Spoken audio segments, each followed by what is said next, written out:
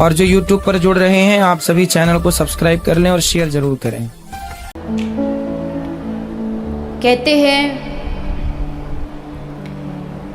कि जब व्यक्ति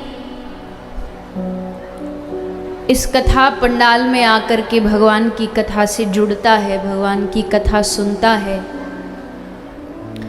तो थोड़ी देर के लिए जितनी देर वो कथा में रहता है उसको ये प्रयास करना चाहिए कि उसका मन, उसका चित्त, उसकी बुद्धि सब भगवान की लीलाओं में डूब जाएं, उनसे जुड़ जाएं।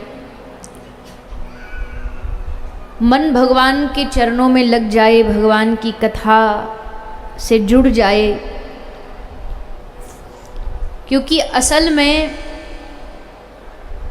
जितनी देर हम भगवान की चर्चा से जुड़े होते हैं उतनी ही देर समझना चाहिए कि हमने अपने समय का सही सदुपयोग किया। जितनी देर हमारे कान में भगवान की बातें जाती हैं, भगवान की चर्चा जाती है, लीलाएं सुनने को मिलती हैं, केवल उतनी ही देर हमारे जीवन के अच्छे समय में गिने जाएंगे।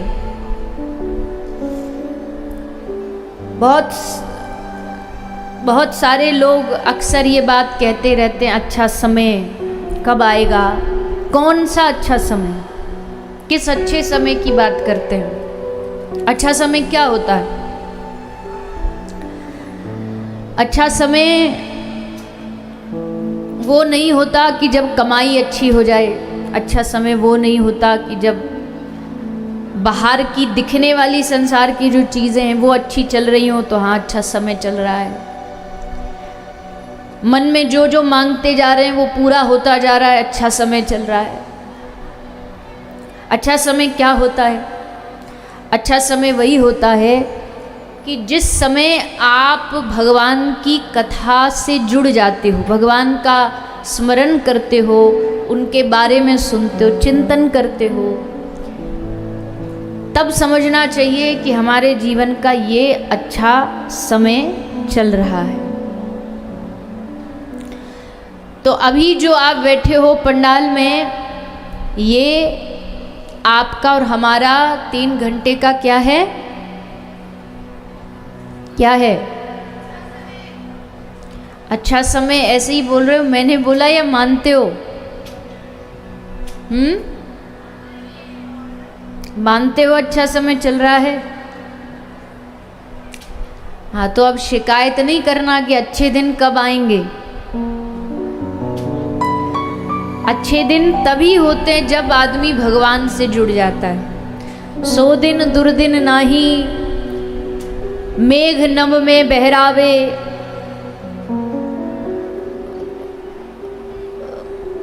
वो दिन बुरा दिन नहीं होता जिस दिन खूब बारिश हो। इंद्र भरपूर अपने मेघों से कह दे बरसो और धुआंधार बारिश हो, यहाँ तक कि कह रहे हैं चाहे प्रलय आ जाए वो भी बुरा दिन नहीं है, अकाल पड़ जाए वो भी बुरा दिन नहीं है। तो फिर बोले ये सब बुरे दिन नहीं तो फिर बुरा दिन क्या है? बोले श्रवण पड़े ना हरि कथा, 100 दिन दुर्दिन जानी। दुर्दिन माने बुरा दिन वो होता है जिस दिन हमें श्रवण पड़े ना हरि कथा, जिस दिन हमें भगवान की कथा सुनने को नहीं मिलती, वो दिन सबसे बुरा दिन होता है। बोले हर दिन ऐसे कैसे कथा सुनने को मिल जाएगी?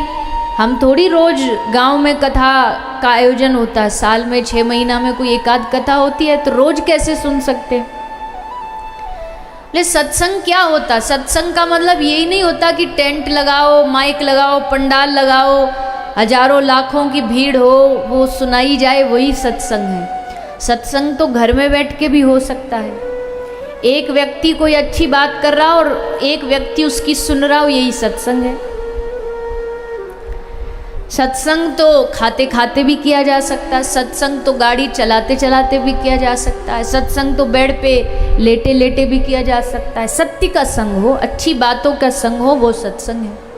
कहीं भी किसी क्षण भी सत्संग से हम जुड़ सकते हैं। कोई अच्छा किसी की मदद करने के लिए मन बना हमारा तो समझो कि सत्संग हो रहा है, किसी की मदद के लिए हाथ बढ़े तो समझो सत्संग हो रहा है। सत्य का संग, शुभ का संग होना ही सत्संग। और रही दूसरी बात, आजकल तो देखो विज्ञान ने इतनी तरक्की कर ली है, घर बैठे बैठे ही आपको टीवी के माध्यम से, मोबाइल के माध्यम से, यूट्यूब के माध्यम से जितना मन चाहे सत्संग सुन सकते हो। हर महात्मा के, हर प्रवक्ता की वाणी सत्संग फोन में, टीवी में सब उपलब्ध है।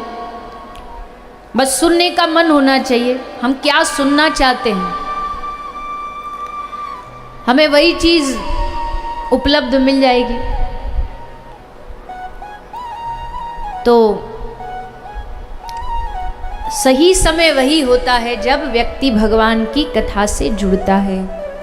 अब ये आनंद ब्रज में, ब्रजमंडल में, वृंदावन धाम में, गोकुल में चारों ओर फैल चुका है। सबको खबर लग गई कि नंद बाबा के घर संतान हुई है, पुत्र हुआ है, बालक हुआ है, लाला हुआ है। तो सारे ब्रज की मैया अपनों सुंदर सुंदर श्रृंगार करके, बढ़िया लहंगा फरिया पहर पहर के नंद महोत्सव में नाचने गावे गई। 80-80 गज के लहंगा पहन के गोपी गई नाचने। ब्रज रसिक अपने अपने भाव में गाते हैं कि गोपिन ने अपने साज श्रृंगार की तैयारी कई महीना पहले ते कर रखी, क्योंकि सबन को पतो ही के लाला होएगो। ऐसे कैसे पतो ही, बोले संतन ने आके बाबा को आशीर्वाद जो दियो कि बाबा भादों की आठे को तुम्हारे घर लाला होएगो। तो सबको तारीख कंफर्म, डेट सब कंफर्म होती कि या दिन को लाला होएगो। सो सब वही की प्रतीक्षा में बैठे कि कब लाला होए, कब हमको हमारी आँखन को तृप्ति मिले। सब तैयारी करे बैठे, लाला होएगो तो हम ये बांटेंगे, हम ये खाएंगे, हम ये पहरेंगे। सब ने खूब तैयारी कर रखी पहले से। और नंद यशोदा भाग्य बढ़ाई, सभी को देने लगे बधाई। नंद यशोदा भाग्य बढ़ाई कौन कर सकता है? इनके भाग्य की प्रशंसा है किसी की जिव्या में सामर्थ्य।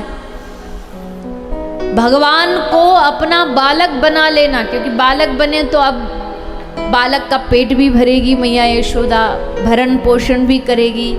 अब जो जगत का पेट भरता उसका अगर जो पेट भरेगा तो सोचो कितना भाग्यशाली होगा। उस यशोदा मैया के भाग्य कितने बड़े होंगे कि लाल जी का भरण पोषण मैया करने वाली है। और जब लाला को जन्म भयो तब मैया और बाबा की उम्र जानते हो कितनी ही? काई को पतो है यशोदा मैया की उम्र क्या थी जब लाला हुए? कल जब बधाई गा रहे थे तब बधाई में गाया था, अगर किसी ने ध्यान से सुना हो तो। ना पतो क्या? हाँ, 80 बरस की आयु में सुत ऐसो जायो है। अब 80 बरस सोचो, अपनी आसपास की कोई 80 बरस की डोकरी देख लो कैसी होगी, बेचारी एकदम हताश सी, झुर्रियाँ, हाथ में डंडा लेके चलने वाली। पर यशोदा मैया ऐसी नहीं। यशोदा मैया के स्वरूप को वर्णन जब सुखदेव जी करते हैं ना, जब दधि मंथन करती हुई मैया बैठी है और उसका वर्णन सुखदेव जी करते, तो ऐसे लगता है कोई एकदम 20-22 साल की जवान कन्या बैठी हो। तो ऐसा कैसे? बोले पहली बात तो युग का भी फर्क है, और दूसरा ये यशोदा मैया बढ़िया शुद्ध अपने घर में गैया मैया का दूध पीती, गाय का दूध पीती। सो यशोदा मैया के चेहरे पर सो तेज, वो आकर्षण अपने आप दिखाई देता। सो यही काम हम सबको भी करना चाहिए। जैसा मैंने एक दिन कहा, सबके घर में आपके पशुधन तो है ही है, जब रख ही रहे हो तो क्यों ना गौ माता रखें। गौ माता रखेंगे तो आपका भी शरीर बढ़िया रहेगा। गाय का दूध पियोगे तो बच्चों को गाय का दूध पिलाओ। आजकल की मैया, गांव की मैया भी सोचती हैं बच्चों को ताकत बढ़ाने के लिए वो बाजार में, मार्केट में जो आते हैं डब्बों वाले चॉकलेट पाउडर फलाना पाउडर वो लाला के पिलाती है।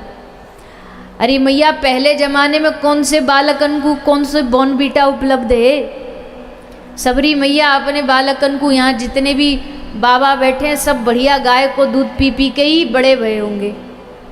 गाय को दूध, गाय को घी, गाय के दूध की घी की मिठाई, सब काम उनसे ही करके शरीर एकदम बढ़िया। आज भी कोई शहर के व्यक्ति जो बढ़िया बढ़िया महंगी महंगी वस्तुएं खाता है और एक गांव का कोई व्यक्ति जो एकदम शुद्ध गाय का दूध और फल सब्जियां खाता हो, उसकी बराबरी करवा के दिखवा दो।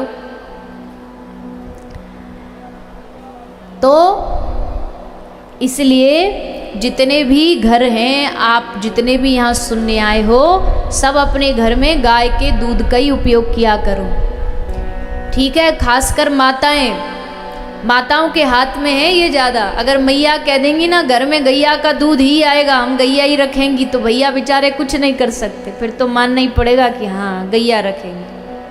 पर माता ही बेचारी फिसल जाती हैं, बोले बढ़िया गाय के दूध की चाय बढ़िया नहीं बनती। जब गाय का दूध भा जाएगा ना, तो किसी और भैंस का दूध पियोगे तो गले से नीचे नहीं उतरेगा। गाय के दूध में इतनी शक्ति होती है। शुद्ध दूध घर में पिया करो, बच्चों को भी शुद्ध गाय का दूध पिलाया करो। यशोदा मैया 80 बरस की है, पर कोई देख के ना कह सके कि मैया 80 साल की है। बड़ी स्फूर्ति, चेहरे पर तेज। और लाला भयो तब तो महाराज आधी उम्र तो वैसी कम हैगी अपने लाला को चेहरा देख करके, इतनी खुशी, इतनी प्रसन्न। उत्साह में फिर उम्र की ध्यान नहीं रहती ना, उत्साह में तो फिर आदमी फिर सब भूल जाता है, उम्र भूल जाता है, पद भूल जाता है, फिर तो बस उस उत्साह में डूब जाता है। जैसे कल आप डूब रहे थे ना उत्साह में डूब डूब करके कलशों पर भी चढ़ रहे थे। तो अब थोड़ी ना पता रहता है इस कृष्ण जन्म में, तो भाई ये लगती है टॉफी मिल जाए बस, कहीं से भी चॉकलेट पालें।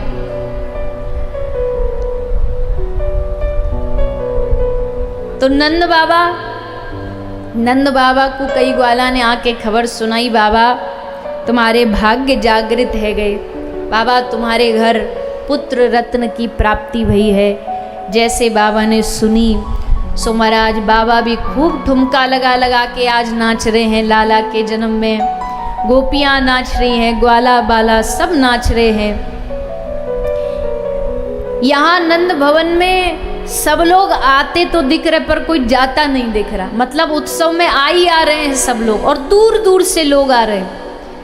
केवल ब्रज के ही लोग आकर के दर्शन करो ऐसा नहीं, सारे ब्रह्मांड के लोग इस उत्सव में आए हैं दर्शन करने। अरे भैया ये मौका सबको थोड़ी प्राप्त होता है कि भगवान बालक बने हो, पल्ला में सोए हो, और बालक बने, शिशु बने भगवान को देखने को मौका मिले, तो ये मौका भला कौन छोड़ेगा। देवी देवता आ गए, तीर्थ अपना वेश बदल बदल के आ गए, लक्ष्मी जी अपना रूप बदल करके मैया का रूप धारण करके आ गई, कुबेर आ गए, ब्रह्मा जी आ गए, शंकर जी आ गए, सबरे देवता आकर के लाला का पल्ले में सोए हुए लाल जी का दर्शन कर रहे हैं। सब सखी आती हैं, सब सखी आकर के मैया ते कहती है, मैया आज तेरे लाला भयो है, आज कंजूसी ना चलेगी, आज भरपूर मैया बधाई देनी पड़ेगी। मैया बोली गोपी तू कह तो सही, जो तू मांगेगी, अगर तू ये भी कह देगी कि तोकू मैया हमको ये महल दे दे, तो तोकू महल दे के हम बाहर निकल जाएंगे। तो गोपी कहती अच्छा मैया महल भी दे देगी। ले हाँ, आज नंद लाला के उत्सव में जो मांगेगी सो दे दूंगी। संगवारी गोपी कह रही अरे बावरी तू महल मांगेगी तो सोच हमारो लाला कहाँ रहेगो, फिर लाला दर दर भटक तो डोलेगो तो अच्छी लगेगी। तो गोपी कहती अरे बावरी तो को का लग रही है, मैं महल मांग लूंगी, ऐसी बुद्धि ना है मेरी। लाला को जन्म भयो, मोको महल ना चाहिए, मोको महलते भी कीमती चीज चाहिए। मैया बोली महलते कीमती चीज का चाहिए तो को? अरे मैया महल ते दुमेलन ते सोना ते चांदी ते हीरा ते मोती ते सब ते महंगी चीज जानो कौन है? सबसे महंगी और सबसे अनमोल चीज है हमारो कन्हैया। तो मैया या कन्हैया को एक बार मेरी गोदी में दे दे, मैं या को अपने गले से लगाना चाहूँ, यही मेरी बधाई होगी। तो मैया बोली अच्छा गोपी, अगर तो को कन्हैया को गले ते लगानो तो या मैं पूछवे की जरूरत नहीं है।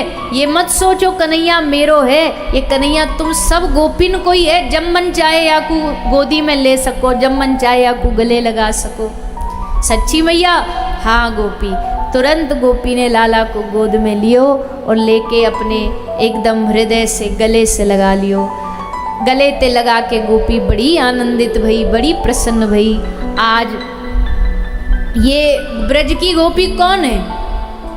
ये ब्रज की गोपी कोई देवी का अवतार है। जब भगवान अवतार लेने वाले थे तो भगवान ने सब देवताओं को छूट दे दी कि हम ब्रज में जन्म लेने जा रहे हैं, जा को अवतार लेनो, पहले से जाके ब्रज में पहले सेट है जाओ। तो देवी देवता ब्रज में आके गोपी बन गए, ग्वाला बन गए, पशु पक्षी बन गए। कई भगवान के पूर्व के जो भगत थे जीव, उन सब ने गोपी रूप में आकर के अवतार ले लियो। तो आज वो जीव जो कब से भगवान के आने की प्रतीक्षा कर रहे थे, आज जैसे ही लाल जी आए और गले से लगाया गोपी ने तो आंखें भर आई कि आहा, जन्मों जन्मों की प्रतीक्षा हमारी पूरी हो गई। आज हमारो लाला हमारे ब्रज में आ गयो। और ब्रज में आते ही देखो दो भाव हैं। एक तो कछु लोग तो कहें कि ब्रज में ठाकुर जी आए इसलिए ब्रज की महिमा बढ़ गई, और कुछ ब्रजवासी ये कहते हैं कि कन्हैया ब्रज में आयो या वजह से कन्हैया की महिमा बढ़ गई। हमारे ब्रज में जन्म लियो कन्हैया ने, तब जाके या कन्हैया की महिमा बढ़ी।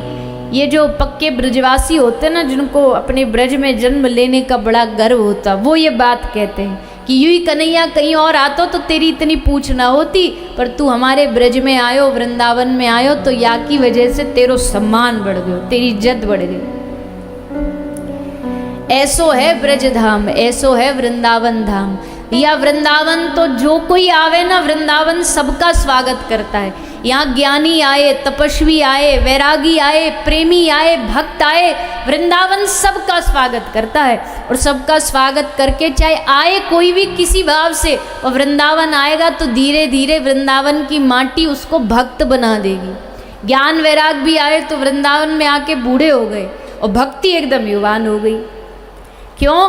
क्योंकि वृंदावन में भक्ति की ही सबसे बड़ी मांग है, सबसे बड़ी पहचान ही भक्ति देवी की है। इसलिए आजकल जो वृंदावन जा रहे हैं ना, जा रहे हैं, बड़ी अच्छी बात है। वृंदावन में इतनी संख्या, इतनी भीड़ बढ़ती जा रही है, महाराज पूछो नहीं। अब वृंदावन तो इतनों सो ही है, पर लोगन की संख्या बढ़ रही है। तो जा रहे हो कोई बात नहीं, बड़ी श्री जी की कृपा से कोई आ पाता, ऐसे वृंदावन नहीं आ पाता।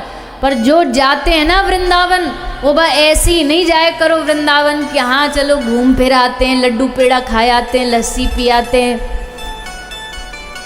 आजकल तो सोशल मीडिया का नया वो चल चुका है ट्रेंड, मोबाइल में बस 2-4 ठुमके लगा के वो बना लेंगे वीडियो, और हमारा बढ़िया वो आ जाए, देखने वाले व्यूज़ आ जाए, बस वही काम करते हैं। ऐसा भाव लेके मत जाइए वृंदावन। धाम जाते हो तो धाम में, भगवान के धाम में ये भाव लेके जाना चाहिए कि हमको भगवान को पाना, ना कि बाकी सारी चीज़ों को देखना है। गोवर्धन गिरिराज जी जा रहे हैं, गिरिराज जी भी आपके नज़दीक ही है, आप सब में से बहुत से लोग जाते भी होंगे गिरिराज जी की परिक्रमा कर रहे हैं। अब कर तो रहे हैं परिक्रमा, पर बीच बीच में परिक्रमा में ब्रेक लगा लगा के फिर वहाँ एक कोने में जाते हैं, लगा करके फिर यात्रा चालू। और कई तो ऐसे परिक्रमा करते देखे हमने, परिक्रमा कर रहे हैं, कान में फोन लगा रखा है, उसमें क्रिकेट की कमेंट्री सुनते जा रहे हैं। अगर ऐसे ही करना तो भैया घर बैठ के कर लो। गिरिराज जी गोवर्धन जी में आए हो तो गिरिराज जी का स्वरूप देखो, वहाँ की लताओं को देखो, वहाँ देखो कैसे सूरदास जी यहाँ रहते थे, कैसे लीला करते थे। वहाँ फिर इधर उधर के काम नहीं करने चाहिए। कुछ भी कर रहे हैं, तम्बाकू खा रहे हैं, कहीं भी थूक रहे हैं, नहीं। अपने धाम को साफ रखना, सुरक्षित रखना, मन को साफ रखना, ये सब हमारा काम है। तभी जो हम बार बार सुनते वृंदावन ऐसा, ये असल वृंदावन की कृपा तो जब होगी जब ये भाव लेके वृंदावन जाएंगे। अगर बस ऐसे ही टाइम पास करने जाएंगे तो टाइम पास ही करके वापस लौटेंगे। तो वृंदावन ब्रज में ठाकुर जी का जन्म हुआ। श्री ठाकुर जी की महिमा और अनंत बढ़ गई है। गोपी लाला का दर्शन करती हैं, फिर लाला की लीलाएं आगे बढ़ती हैं। श्री सुखदेव जी कहते हैं श्री ठाकुर जी 4 दिन के हुए, भगवान शंकर आए। भगवान शंकर दर्शन करने के लिए लाला के ब्रज में पधारे हैं। आशा लेकर के आए कि हमको लाला के दर्शन हो, पर मैया भी बड़ी जिद्दी थी। बाबा के रूप को देख के घबरा गई, सो दर्शन करने से इनकार कर दिया। पर बाबा भी जिद्दी थे, बोले दर्शन नहीं कराएगी मैया तो हम भी यहाँ से हिलेंगे नहीं, टस से मस नहीं होंगे। अब एक तरफ मैया की जिद और एक तरफ बाबा की जिद, फंस गए बीच में लाला। जैसे होता ना, एक तरफ तो बहू और एक तरफ माँ, बीच में फंस जाता वो पति देव। तो क्या करे अब बेचारा, इसकी सुने तो वो नाराज हो जाए, उसकी सुने तो वो नाराज हो जाए। पंडित जी सो महाराज ठाकुर जी भी ऐसे ही बीच में फंस गए हैं। बीच में फंस करके अब इधर लाली उधर से निकल जाओ। श्री ठाकुर जी बीच में फंस गए कि मैया की सुने कि बाबा की सुने। बाबा की सुनेंगे तो मैया नाराज हो जाएगी, और मैया की सुनेंगे तो भोलेनाथ जी नाराज हो जाएंगे। सो महाराज अंत में भगवान ने सोची हमें एक रास्ता अपनाते हैं, एक रास्ता अपना करके कुछ लीला करते हैं। और लीला क्या करी, ठाकुर जी ने जोर जोर से रोना आरंभ कर दिया, रोने लगे। और उस ठाकुर जी के रोने को बंद करावे के लिए मैया आई, लाला को दर्शन करवाती है। लाला के दर्शन कराने पड़े और भोलेनाथ जी लाल जी के दर्शन करके बड़े प्रसन्न भये। सदा सदा ब्रज में वास है जाए, ऐसी मैया ने प्रार्थना करी, निवेदन करी, और भगवान शंकर ने वह प्रार्थना को स्वीकार कर लियो। इस प्रकार भोले शंकर जी का मिलन भगवान के साथ हुआ है, अद्भुत मिलन हुआ। और फिर भगवान की आगे की जो लीलाएं हैं, भगवान कैसे दैत्यों का उद्धार करते हैं, पूतना का उद्धार करते हैं, उसका वर्णन श्री सुखदेव जी महाराज श्रवण करा रहे हैं। और जो YouTube पर जुड़ रहे हैं आप सभी चैनल को सब्सक्राइब कर लें और शेयर जरूर करें।